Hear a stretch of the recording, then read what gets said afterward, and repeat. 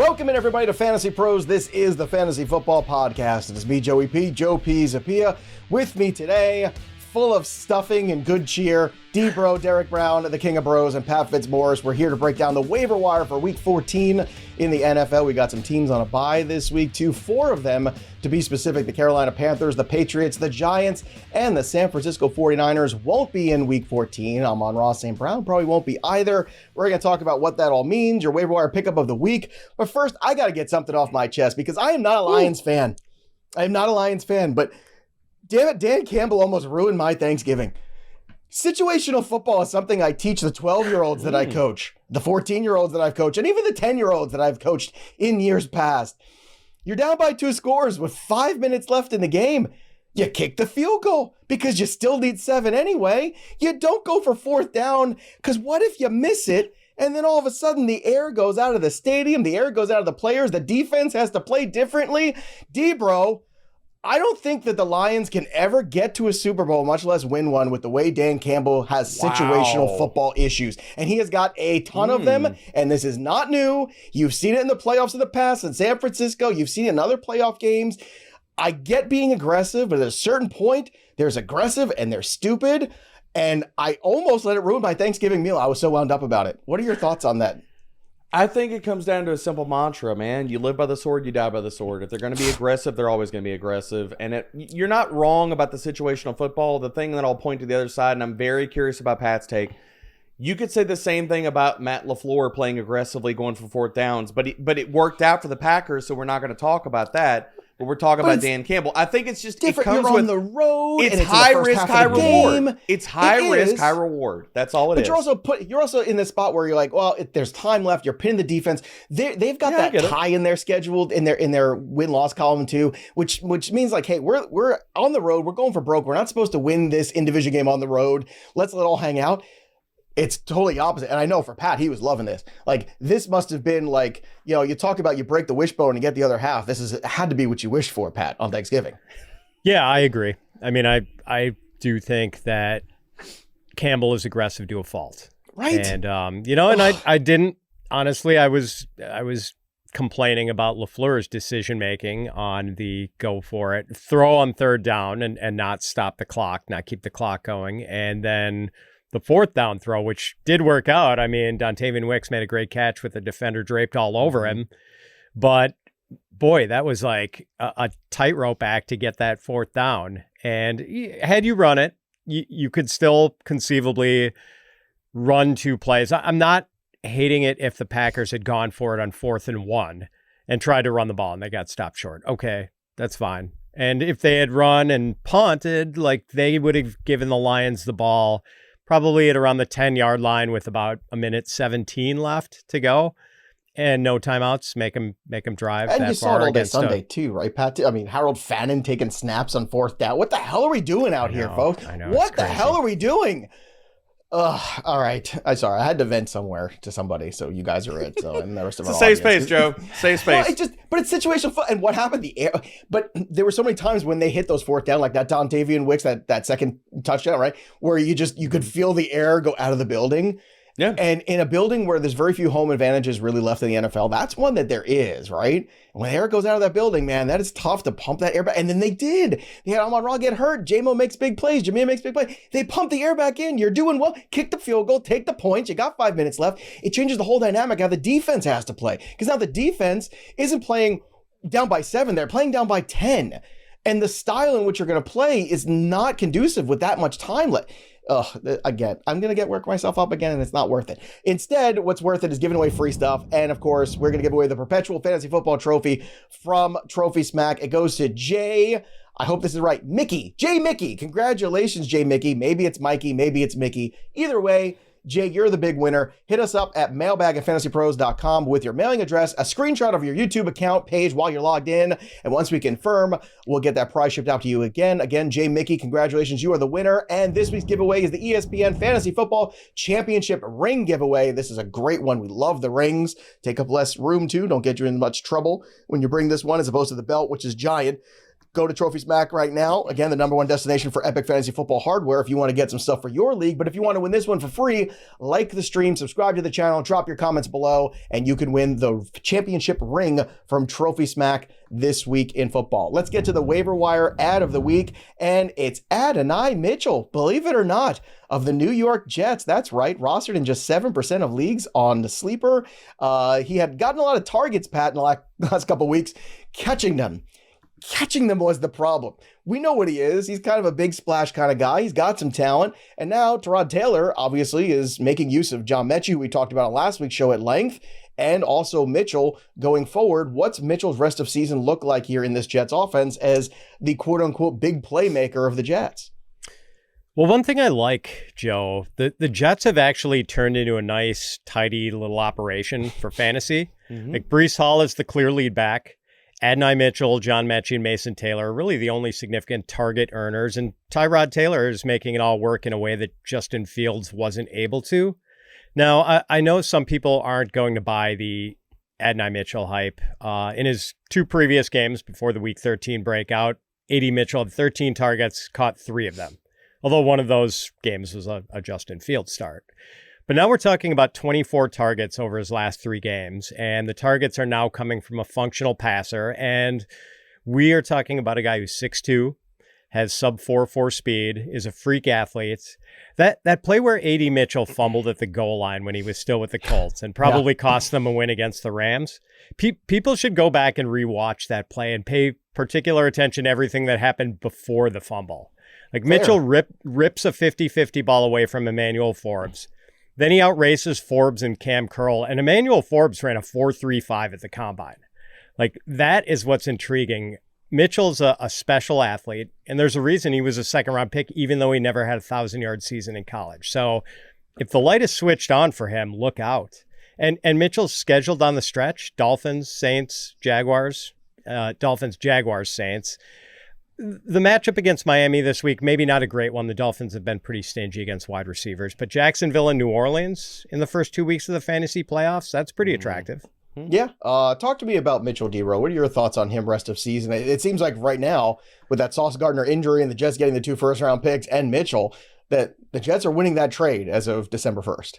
As of right now, I mean, I said it when the trade went down. I'm not giving away 2 first-round picks for any freaking corner. It doesn't matter with Sauce regardless. But you know, with AD Mitchell, we talked about him on last week's show, boys. We talked about him. We talked about him and Metchie as being pickups and flex plays moving forward. And the thing for Mitchell is you knew the regression game was coming because the volume had been there. In weeks 11 through 12, he had a 23% target share. And I'm like, to Pat's point, he didn't do anything with it. But again, if you keep getting that type of volume, you're going to strike pay dirt. And that's what happened with AD Mitchell. And to Pat's point, yeah, dude, like the matchups against the Saints and Jaguars are fantastic. So volume play, wide receiver 3, flex play, like all these things are in play for AD Mitchell in the weeks to come and pretty much for the rest of the season. Like the only week that I don't want to play him or like he's kind of off the flex radar is championship week against the New England Patriots, which he's probably going to draw shadow coverage from Christian Gonzalez. Outside of that, wide receiver 3, flex play, rest of season. He's getting a ton of volume. All right, when it comes to the running backs, there's really not a lot of new names, quote unquote, we're going to talk about. So instead, I want you to grade these guys, right, in terms of like, you want to give them 5-star bench guy, 3 stars, like how do you rate them? Let's start with Chris Rodriguez of the Washington Commanders. What would you grade him in terms of, like, again, all these guys rostered under for 50% in leagues, still floating out there in more leagues than maybe they should be. Chris Rodriguez, DBro, what's your grade on him in terms of star rating? 2.5. That's kind of where I'm at. Like that's kind of the bucket where a lot of these guys will fall. And that's that RB3/flex bucket where it's like he's going to live in the 12 to 15 or 16 touch range. And the bet you're making that week, is it a good matchup? And does he score a touchdown? If he scores a touchdown, he's probably an RB2 for the week. So, and the matchups upcoming, I mean, they can lend itself to a lot of RB2 weeks, Joe. All right. 1 through 5, Fitzy. Give me the star rating for Chris Rodriguez. 3 in standard, 2.5 PPR, 1 in full PPR. Look at you. Look at the breakdown, baby. He was just waiting in the wings with that one, just like ready to go. Just dropped it. Very nice, Fitzy. I just, you look at Chris Rodriguez as a complete zero in the passing game. He's had 1 reception in 10 games. So he is far less appealing in full point PPR leagues than standard or half PPR. Like he has to get a touchdown, maybe 2. to get over in full PPR. But at least he has clearly surpassed Ja'Cory Krosky-Merritt as the key lead early down back for the Commanders. And he's got 3 touchdown runs in his last 4 games. How did you feel about the correct pronunciation of Mariota last night, Fitzy, by the way? What was that all about? Yeah, it's between that and the Rodney Harrison glitch in the pregame. Oh, man. Or Benito. Mariota. Yeah, Brett. Shout out to Brett Coleman. That was a fantastic tweet. Oh, my gosh. Well done. Bam Knight, Fitzy. Give me the star rating for him on people's radars, waiver wire. Boy, this is another conditional one. I'm going to say 2.5. Here's the thing, Joe.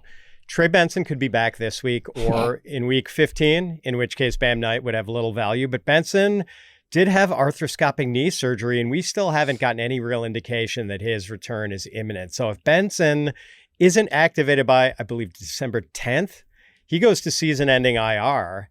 And look, the Cardinals play the Rams and the Texans their next 2 games. Tough matchups for running backs. But weeks 16 and 17, they get the Falcons and Bengals. If Benson ends up on season-ending IR, Bam Knight in week 17 against the Bengals, like potentially attractive running back 2 or flex option for championship week. And hot take, I think he's worth more than people realize right now. And Jake and I had the same conversation. I agree. To Fitzy's points, I mean, same area code, 2.5 stars. And the thing about Benson, too, limited participant last week on Wednesday. He was a DNP on Thursday and Friday with a knee issue. I think the season-ending IR is a definite possibility to Fitzy play here. Yeah, I will. Big time. Can I add one thing, though? It just Please? Worth noting, Bam Knight actually played 3 fewer snaps than Michael Carter. Yep. But Knight does get a much higher percentage of touches on his... He touches the ball on a much higher percentage of his snaps than Michael Carter does. Like when Bam Knight is in there, he's often taking handoffs. They're great. They're basically that tandem is game script independent. It's like when they trail, it's a lot of Carter. When they're ahead or it's neutral, it's a lot of Bam. So, yeah. All right, let's talk about Blake Corum. Season high 81 rushing yards for him on 7 carries and a touchdown. What's his star rating, DBro? It's like a 1.5, only because Kyron really? came That's back. low? Well, wow, so okay. I'm only saying that because Kyron got banged up in that game, left with an ankle injury, but returned. So I think returning in the game, I think he's gonna be fine moving forward, and I think he's a handcuff. Like he's kind of in that Tyler Allgeier kind of mode. It's like if the Rams are playing catch up or if they're ahead, that he could saw the clock away, and he's basically a touchdown dependent flex. See, I like Corum maybe more than DBro does, Pat, because I feel like Corum is a guy that steps into one of the best offenses in the league potentially if Kyron has another issue with an ankle or another issue. To me, he's that some of these other guys, Chris Rodriguez, it's that offense. Like this is the Rams offense, This is a little bit different. I know it was a rough go for them. You just can't turn the ball over as much as you did. You can't win any football game, no matter how good or bad the opponent is. What are your thoughts on Corum? What's his star rating in terms of worth? Yeah, 3.5, because if Kyron goes down, we are ranking him as a top 10 running back in that week, and he's a guy you would be excited to play in the fantasy playoffs. So I just want to clarify. The only reason I put the stars low is because that's kind of the bucket where the handcuffs live for me. Like, if Kyron were to go out, or viewing him at the top of that. But he's a 5-star handcuff. Oh, absolutely. He's top shelf for handcuffs. Yeah, definitely. 5-star. If you have Kyron, he's a 5-star handcuff, folks. Yes. If you haven't already, he's only 16% roster. What are we doing here, crazy. Folks? What are we doing? We're past stuff in the cuffing season, man. We're just in the cuffing season. I know. Yeah. Well, Fitzy's holiday schedule is different than other people's. Tyler Allgeier. Let's talk about him for a second. Another guy that, we've talked about many times on the show, so I don't want to stay too long. Give me the star rating for Tyler Allgeier here as we head towards, I know some people started their playoffs who are not very bright. You don't start your playoffs where there's a bye week. Stop doing this. You're insane. It's not good fantasy football. But for all the normal people out there who have another week of regular season to play, Fitzy, what about Tyler Allgeier? How about 3.25 stars, Joe? Because I think he's just a notch behind Blake Corum in the handcuff hierarchy. Okay. It's not quite as good an offense. The Rams have one of the best offenses in the league. The Falcons' offense is meh. But, and Allgeier, unlike Corum, does offer maybe a little bit of standalone value. Like, he scored his 8th touchdown yesterday. He has 8 touchdowns. He's probably going to hit double-digit touchdowns. That's crazy. Yeah, I didn't realize he had 8 touchdowns. That's absolutely insane. DBro, what are your thoughts on Allgeier? What's his star rating? The exact same thoughts as Fitzy. Like, I mean, I just look at him in the same exact area code as Blake Corum and the same points Fitzy made. Like, lesser offense, but plug and play, the exact same thoughts you would have for Blake Corum. And for everybody that has Bijan Robinson in fantasy, I'm sorry, Tyler Allgeier is still a thing. Yeah, it sucks. It's still a thing. So he's got as many rushing touchdowns as James Cook, as Jalen Hurts, as Christian McCaffrey, as Javonte Williams. Just putting that out there. He's got more than Kyron Williams, more rushing touchdowns than Devon Achane, more rushing touchdowns than Travis Etienne, and more rushing touchdowns than Bijan Robinson, who has 5. Oh, my goodness. So oh, my gosh. Now I've thoroughly depressed That's everyone. so painful. Let's talk about Bhayshul Tuten on maybe a better note. Pat, why don't you take this one first? Your thoughts on Bhayshul Tuten? What's his star rating? Yeah, I mean, I think he also falls into that handcuff class, Joe. Maybe a 3. Okay. Just the 3 is because I think if anything happened to ETN, that LeQuint Allen might wind up as the passing down back for the Jaguars. All right. DBro, I know you're a big Tuten guy, but at this point in juncture in the season, what are your thoughts? Same. He's a 3-star back. The only thing I'll add on top of Fitzy's analysis here is I'm not in love with the schedule for him. He gets 2 destinations with the Colts. The Jets is a good matchup, but then the Broncos. So if anything were to happen to ETN, lesser offense, like Trevor Lawrence isn't playing amazing football. We know that. But, I mean, really it'd just be a volume bet, and he would have to deal with LeQuint Allen on passing downs. All right, real quick, let's talk about some guys that drop. Isiah Pacheco, Pat, is it time to drop him? 3 for 16 against the Dallas Cowboys. I mean, oh, God, talking about another one. Dude. Look, it was by far the most entertaining holiday weekend of football I think that we've had in a long time. I thought the Thanksgiving Day games were all really entertaining in their own right. I thought that the Black Friday game was very entertaining, unless, of course, you're an Eagles fan. But, Pat, what were your thoughts here when you're looking at Isiah Pacheco now? Is he a guy you just jettison to the waiver wire for some of these high-end handcuffs? I think you probably can, because I don't know if he passes Kareem Hunt. And Pacheco came back from his knee injury in week 13, but he was a strict backup to Kareem Hunt, who played 42 snaps to Pacheco's 20. And we have not gotten the same Pacheco we got in his first 2 seasons. We're still waiting for that to come back. And it's the lack of run game consistency is killing the Chiefs. It's killing all the things they want to do. You almost wish they would have taken Jonathan Taylor instead of Clyde Edwards-Helaire in that draft. Kind of crazy. Oh, ouch. They're probably going to make up for it when they sign Breece Hall in the offseason. Gosh, that was the same draft, Fitzy?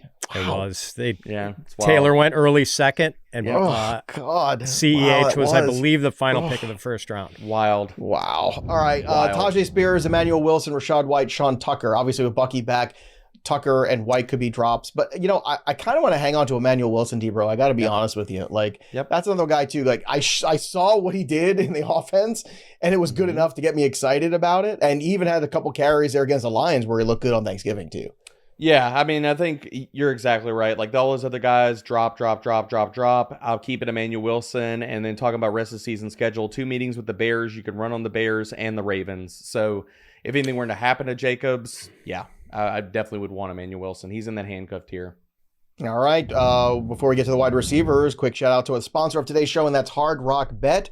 Download the Hard Rock Bet Sportsbook app, and right now it is the only one you can get in the state of Florida. Bet you didn't know that, and more states are coming online all the time. And this holiday season, it's a fun time to enjoy football with a little bit of action in there. So if you bet $5, you get 150 in bonus bets when you place that bet, and it hits. You get your winnings plus the 150 in bonus bets. That's all you got to do. And Hard Rock Bet gives you 3 50% profit boosts out there. They've got same game parlays, SGP maxes. They've got everything, different promos every single day. And they've also got that stats hub too, which gives you all these stats and trends and streaks and basically guides you to making good picks. So I love that. Hard Rock Bet is kind of like the people's sports book, and I appreciate that. I use it. You should use it too. So go to Hard Rock Bet Sportsbook today, download it in the state that you are in, that it is available, and place your best bet, your first one of $5. If you hit it, you get 150 bonus bets only at Hard Rock Bet. Next up here, let's talk wide receivers. Jayden Higgins was our guy of the week last week. We still feel good about Jayden Higgins, DBro, yes? Yes, we absolutely do. And he's settled into this role where he's running like 60 to the high 60% of route share. The target share wasn't amazing last week, but still, he was wide receiver 31.5 point scoring. Since week 11, he's had 2 top 24 finishes and wide receiver 31 last week. He's in that wide receiver 3/flex conversation. Like, Fitzy, I'm curious where you're at on this, man. If Adonai Mitchell and Jayden Higgins are both on the wire, for me, it's Higgins. Where are you at? Are you Mitchell over Higgins, or where are you at? Okay. Yeah, I think I believe in Higgins a little bit more as far as the talent, and I think he's got a more complete game, and it's just sort of more a classic receiver. And we've seen some, drops and gaffes in Mitchell's game where Higgins has been pretty airtight. And but then again, Mitchell's playing, he's going to play 80+% of the offensive snaps, and Higgins, DBro, I mean, it's not even high 60%, it's right at 60%, basically, with Nick Caley. And it's frustrating, man. I just want to see this guy. Yeah, we know how you feel about him. But Not a fan. Yeah, a lot of OCs were taking a lot of heat this week. That's for sure. Let's talk about Luther Burden, 10% rostered here. Fitzy, any thoughts on Luther Burden? Yeah, just another guy kind of limited by his snap shares. I mean, he's been up over 50% in his last 2 games, but just barely, 50.8 and 50.6%.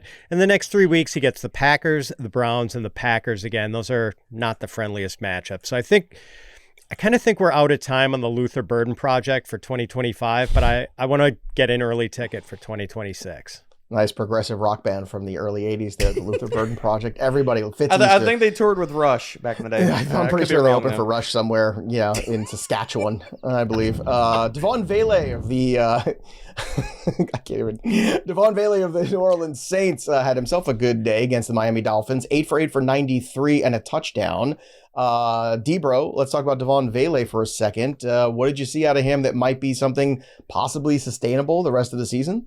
Oh man, I want to say yes, but this also feels like an Alec Aomanor type of situation where it's just bad offense, got volume, outlier game. But look, toss a buck or two at him on Fab. I'm not going anything over that. The matchups upcoming are pretty good. Like, he gets the Bucs, the Panthers, and the Jets. I'm not worried about any of those secondaries. So if he lives in this 20% target share realm where he was last week, got a 21% target share, then can he be flex viable? Yes. If he were to fall off the map and everything goes to Olave and Juwan Johnson and Tyler Shough is terrible, am I going to tell you that I'm surprised? No.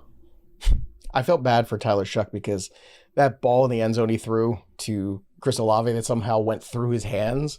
I know it wasn't the easiest catch in the world, but I mean, it literally went through his hands. Like, you couldn't put that ball in a better spot. It was a good job by Tyler Shough in a big moment at the end of that game, and that just sucks for the kid. Just saying. It sucks. Yep. It sucks. Little help, boys. Little help here and there. Fitzy, do you have anything to add about Vele? I mean, he's at least a full-time player, and he's starting to see targets, 7 in week 12, 8 in week 13, and the Saints aren't really a team that can lean on the running game, and as DBro said, the schedule the rest of the way looks pretty good. So I think you'd have to be in a pretty deep league to want to pull him, though, and put him in your starting lineup, something where you're in a 12 or 14 team league with 3 wide receiver spots and a couple of flexes. Then maybe Vele is a guy you could start. All right. I think we all probably agree that John Metchie's still a guy worth adding, correct? I know it was a quiet day for him. It was a big day for A.D. Mitchell, but I still feel like Metchie's still a possession wide receiver that is worth some value in full PPR. Is everybody still on board with Metchie? Yeah, still on board, man. Fitzy, still on board? Still a really narrow target tree with the Jets. Right. With basically Metchie, Mitchell, and, Mason Taylor. So if you're desperate for help. I know he only had 4 for 19 yesterday. It was a quiet day, but he also had 8 targets. So yeah, right. Yeah, he's getting the still got a 24% target share. So the box score chasers will miss him. A guy like, to your point, Joe, I think you probably can. If Metchie's still out there, you could sneak him through for like a buck or two. Yeah, I would agree with that, especially off the quiet week. All right, Jalen Coker, speaking of sneaking guys through, now maybe this is another one-off situation. I don't know, but he did have 4 catches on 6 targets, 74 for a touchdown. Fitzy, I mean, I still think Coker's a guy that you could sneak through here for a buck if you're having some injury issues or you need some depth at wide receiver here, or you're just saying, hey, well, maybe Coker rest of season's better than, I don't know, Malik Washington, who's on my bench, or somebody like that, just throwing out a random name out there. What are your thoughts on Coker, Fitzy? Yeah, I mean, there is a potential 2-week window here, Joe, because Coker's got the week 14 bye, and you're not playing him against Seattle in week 17. But in between, in week 15 and 16, the Saints and Buccaneers. Pretty good matchups there. So possible, yeah, you could kind of stash him, see how things develop, and maybe in a deeper league, he's worth trotting out there in weeks 15 and 16. All right, one of the big supporters of Jalen Coker has been Derek Brown over the years. So is Coker a guy to kind of slide through the waiver wire this week?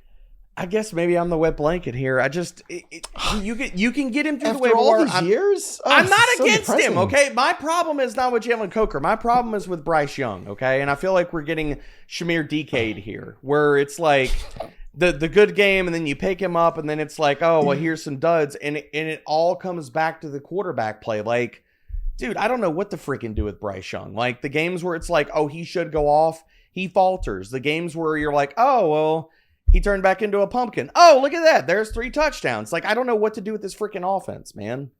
You know, in some states, it's illegal to get Jimmy DK'd. Just saying. We're still a very behind society, I feel like, in a lot of ways. Fitzy, no reaction from that comment whatsoever. Fitzy, he was clearly ignoring me. And Dialed in. He was clearly reading or looking at something else. I thought that was pretty good, Fitzy. Nothing. I was trying. No, it was from good. Fitzy. It was good. No, don't patronize me now in the back end. Stop. Stop it. Don't patronize me. All right, let's get to a guy that I think is very much in play. He's basically free. He's available in every league pretty much. Isaac TeSlaa. Amon-Ra St. Brown has a low ankle sprain. That's a 1 to 2 week injury probably, right? They have a Thursday night game. It would take a miracle for Amon-Ra to play.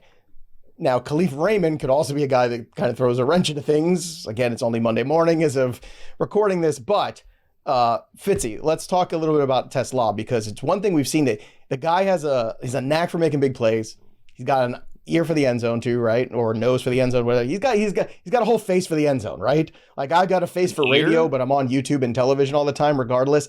That guy finds the end zone. So Fitzy, talk to me about TeSlaa and what he could do in this 1 week against Dallas in a game that should have a pretty high total. A pretty favorable matchup. I would say pay close attention. The only thing is, waivers in most leagues are going to run before we get more information on Amon-Ra. I might be a little more bullish on Amon-Ra's chances of playing before you do. It seems like in most cases in the NFL, guys who get low ankle sprains, they're back the next week. But are they back on a Thursday night? If it was Sunday, I would agree with you, but it's Thursday. He also hurt himself on a Thursday. Fair counterpoint. So I hate when you're so much smarter than me, and it's every single week on this show, Pat. Every single week. Yeah, it's just so. I don't know. It is strange though that he didn't come back. Generally, like low ankle, I mean that I'd be on crutches for a month, but NFL players seem to generally play the next week off a low ankle sprain, which is amazing. So I wouldn't totally rule out St. Brown.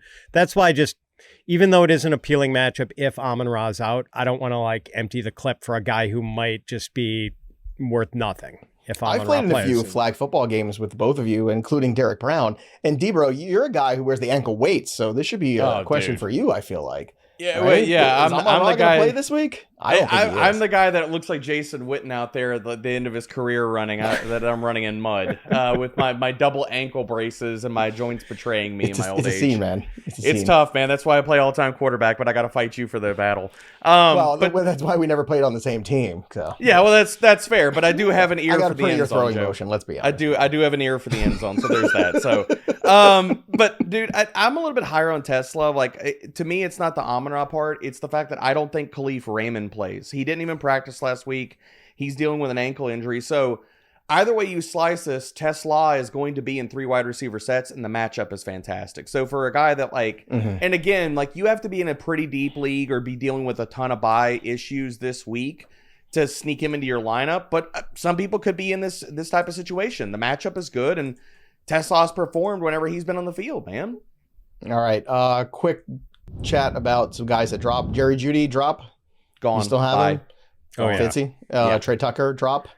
I think so. I've never By the way, been a believer in the talent. Bowers catch in that game, incredible. The Puka catch, incredible. And then Traylon Burks on Sunday night, bro. That was incredible. Like, I don't remember seeing 3 catches that good that would have been catch of the year catches in one day. That's Alec crazy. Pierce also had a fantastic catch for the week. Pierce was pretty good too. What was the best? Sexy, what was the most impressive of them to you? I think it's the Burks one. Because I think visually it's really hard to see where the ball is coming from because you have the defender in front of him and he has to get in the, he's in the corner of the end zone. To me, I think that was the most impressive one, I'll be honest. I think situationally you're probably right. God, it's tough. And that one was just like sheer will. Yeah. And the Puka one was like a skill thing, but the Burks one was just like, I felt like everything coming into one spot at the same time, like all of those things converging.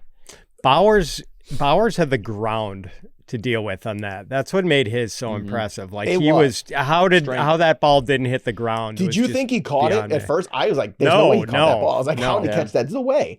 Until I saw the replay and I went, oh my God. Like that was like Chris Farley and Tommy Boy. God. Oh my God. All right. Let's talk about some streamers we want to go for a week. Can I run one last thing by you with the drop? Sure thing. Real interesting question, just because I saw someone bring this up on Twitter. It was Matt Harrison, a guy who hosts a fantasy show on the radio up in Minneapolis. He suggested Justin Jefferson as a sabotage drop.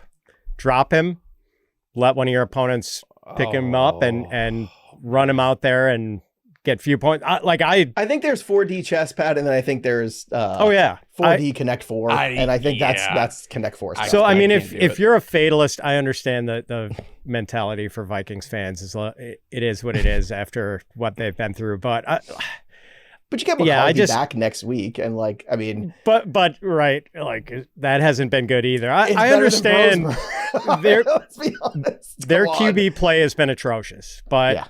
Man, if you dropped him and allowed an enemy to pick him up and potentially use him against you in the playoffs. It's interesting. Like, would you really be that confident that a future gold jacket wearer couldn't hurt you in a playoff game? I wouldn't be confident in it. I wouldn't do that. No. And that's why they wear gold jackets. I think that's kind of crazy. That is the sort of move that could haunt you for like the rest of your...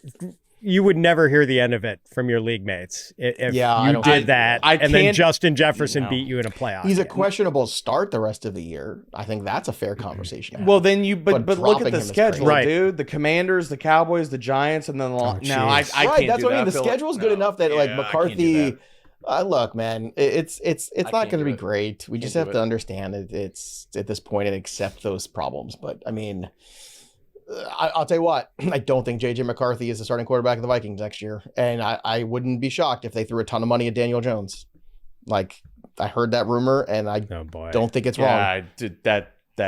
That's insanity. There's a reason why Daniel Jones isn't signing an extension, because and I know that he's going to bid the Vikings and the Colts, and he should, against each other for his services, and somebody's going to blink.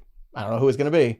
Who's going to want it more? Well, the Colts are going to pay him. I mean, dude, they signaled that with the sauce tray, with the 2 firsts. They're all in on this iteration of them.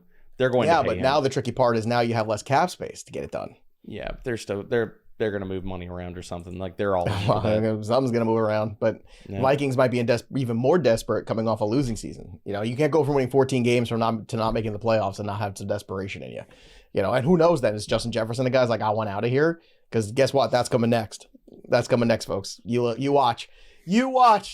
Maybe put him to New England. That'd be nice. Drake May, Justin Jefferson. Lord. And every week, what star wide receiver can we send to the Patriots? Every week they've got cap space and a young quarterback on a rookie deal. Patriots. Which means, can I sneak it in? Bro, I mean, in the words of CM Punk, tell me where I'm telling lies. They've got cap space and a need for a wide receiver. They're going to get A.J. Brown, or they're going to get somebody. They're going to get somebody. That's who they're getting. And the rest of the league, oh, God, the Eagles. Oh, they're going to get A.J. Brown. Man, Philadelphia Twitter and Philadelphia social media was ablaze Friday. Talk about Black Friday. Kevin Patullo, man. Nick Sirianni is going down with that ship. Good luck, buddy. It wasn't Kevin Patullo who was failing to tackle Bears running backs every handoff before they got into the secondary. That's fair too. Before we get to the streamers, did you guys see that kid on the internet who pointed out I don't know if you guys caught this on social, but he was pointing out that every time Saquon Barkley is in pass protection, he's looking around, and every time it's a run, he's looking forward. He literally broke down the film of it. And I'm like, okay, if this kid did, and I watched it was like a 3-minute video that the kid did on TikTok about it. Kids love the TikTok. And it was really smart. And I was like, wow. So if this kid figured that out, I wonder if teams have all figured that out this year. And it's kind of like a pitcher in baseball tipping his pitches, where he's just giving it away. So as soon as they see it, they know exactly what to do. if I find it again, I'll send it to you guys. But it was a fascinating little breakdown by this guy who was like, I don't know, like 19 years old. He's like, take a look at Saquon Barkley, and every time, look, here it is again, and he kept doing it and showing it play after play in that game. And the Bears in the backfield, every time he's looking forward, and every time his head moves before the play, every time they're in coverage. It was crazy. Tipping pitches. Yeah, but like I never saw it. I don't know if other running backs do this, but like it was kind of interesting. Just throwing that out there. It's very interesting. Although I'll counterpoint with I can't remember. Saquon could just like stare at the ground and it probably wouldn't even matter behind that offensive line right now because that's where he's going on most carries. Saquon, what are you doing? Why can't you run the football anymore? God. Oh, so depressed. I'm going to go to Wawa and get a large hoagie and just drown my sorrows. Here we go. All right, let's go to streaming quarterbacks of the week. DBro, who do you have for week 14? Tyrod Taylor, man, going against the Dolphins. Their defense has improved, but Tyrod's got 2 QB1 finishes. He's coming off QB7 last week in fantasy. So we've talked a lot about this passing game, but I know it's gross, man, but he's got rushing potential and he's been a QB1. So let's go. All right. Fitzy, QB to stream in week 14. Do my eyes deceive me who you've put on this sheet? Yeah, it's Tyler Shough. And, I feel like the last couple of weeks, Joe, for when I rank quarterbacks, I should just throw the names in a hat. But basically it's been... Lamar Jackson totally bombs. I learned my lesson. I've been watching this Lamar thing for a couple weeks now, and I had him pretty low. I had him at 12 or something. He's not healthy. He's not. Lamar, but like Jordan Love, one week the Packers want to run it 40 times, and the next second, So I think you just look at defensive matchups, and the Buccaneers. Going into week 12, they were allowing the 3rd most fantasy points per game to quarterbacks. And while I don't think Tyler Shough is actually good, he has put up 18 plus fantasy points in 2 of the last 3 games. Okay, let's go to an tight end, this week to stream. Fitzy, who do you have?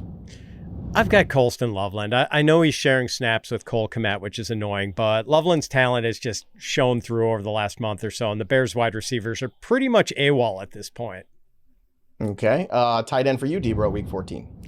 Brenton Strange, man. It just comes down to like you can just look at the Colts schedule. There's a lot of these tight ends that are out on the waiver wire. Just stream against the Colts. Tight ends against the Colts. It provides, man. Like we talk about the Bengals on this show all the time. Tight ends against the Colts definitely provides. Like they're giving up the 2nd most receiving yards per game to tight ends, 3rd most fantasy points per game. So that's why Brenton Strange is making the list this week. All right, DBro, who is your favorite defense for this week to stream? I'll go with the Buccaneers. And like while Fitzy talked about, like, yeah, Tyler Shough, like both of these things can be true. The quarterback can be turnover prone and give up sacks and be good for fantasy. So I'll play the Bucs defense here. Oh, that's an interesting dichotomy we have to live by. Pat Fitzmaurice, how about a defense for this week? Look, the Washington Commanders. I know this is not a good defense, but they did look like a professional operation against the Broncos on Sunday night. But we are targeting the Vikings quarterbacks. And J.J. McCarthy in his 6 starts has thrown 10 interceptions and taken 20 sacks. Oh. And obviously, if he's not ready to come back, we know what Max Brosmer looked like yesterday. So, boy, that pick 6, I mean, that was one of the most preposterous pick 6s you will ever see. Wild. Terrible. And Kevin McCarthy brought him to the sideline. Kevin O'Connell, Kevin O'Connell brought him to the sideline too, and he was like, hey, he kind of like, listen, kid. It's like, I know it's your first start in the NFL. He had the talk with him. I don't know if you saw that, like right after that moment where he kind of grabbed him by the shoulder and was like, hey, listen, kid, okay, that was about as it gets. Oh my God. Let's not do that anymore. I'm probably going to lose in Analysts League. I'm going to lose by 2 points in a game I probably needed to make the playoffs because the Seattle defense scored like 32 points against me. Do you remember Tom Hanks in A League of Their Own when the girl keeps missing the cutoff man? That's kind of like what Kevin O'Connell was looking like when he was holding Brosby. See, what you're trying to do is not throw the ball to the other team, son. Okay? I think he had 9 throws of 10 or more air yards and completed 1 of them. Brilliant. Wow. All right, give me a kicker for this week. Fitzy, we'll start with you. Will Lutz. Been dependable this season. He's kicked 3 game-winning field goals, 27 fantasy points in his last 2 games, and he gets a dome matchup against the Raiders in Las Vegas this week. Not a bad thing when the calendar turns to December. All right, DBro, how about a kicker for this week? Evan McPherson, 8, 12, and 24 points, dude, last week. If you had Evan McPherson in the Seattle defense, you would have gotten 54 points in fantasy. That is absolutely disgusting. Can I add one thing about McPherson, though? Just please. Keep your eye on the weather because he kicks in Buffalo against the Bills. But I did check the long-range forecast in Buffalo for Sunday. Of course It's pretty mild. Of course you did. Moderate winds, 10 to 15 miles an hour, and maybe some light snow, and that's it. All right, don't miss out on these streamers, and you can pick them up at using Waiver Central, the tool here at Fantasy Pros. Download the app, sync your leagues for free, and use Waiver Central to find the difference makers for Week 14 and for your fantasy playoffs. All right, the top 5 for Week 14 here, our last bye week of the season, heading into the playoffs. Fitzy, give me your top 5. All right. I'm going to have to explain one of these. Jayden Higgins is going to be number 1 for me. Okay. Number 2, I'm going to go with the Tampa Bay Buccaneers defense, which DBro kind of stole out from under me as a streamer. Look, the Buccaneers defense, not scoring a lot for fantasy lately, but on the way home, they get matchups against the Saints, Falcons, Panthers, and Dolphins. Like, you can just pick up the Buccaneers and ride them the rest of the way. And, you know, you're going against Tyler Shough, Kirk Cousins, Bryce Young, and Tua, who leads the league in interceptions. Not bad. Yeah, that is not a bad way to finish out the season. And then it's just, I've got these running backs, Joe. It's Blake Corum, Tyler Allgeier, and then Bam Knight. Yeah, that makes sense. This is that time. This is that last chance to add these guys. I agree. It is. I agree 100%. DBro, give me your top 5 for Week 14. Leading off with Jayden Higgins, and I guess is the matchup, or I guess the duel to the death of the waiver wire pickups of the last 2 weeks. So Jayden Higgins number 1, Adonai Mitchell was number 2, Chris Rodriguez and Bam Knight living in the same area code at 3 and 4. And I'll toss Brenton Strange in here with the bye weeks and stuff at number 5. Okay, everybody, don't forget, we'll be here on Tuesday, Derek Brown and myself, 3 p.m. Eastern, as always, to talk more waiver wire ads for you here on the channel live. So subscribe to the channel, ring that bell till it goes ding. And, of course, help you win that Trophies Mac giveaway, the ring this week, too. And, of course, you can head over to fantasypros.com to check out the waiver wire articles and the rankings. Everything's over there for you to help you win that championship. This is it, everybody. This is that last-ditch effort. Get all the guys you need on that roster before it's time for the playoffs. That'll do it for us, but the story of the game goes on. For Derek Brown and Pat Fitzmaurice, I'm Joey P. We'll see you next time, kids.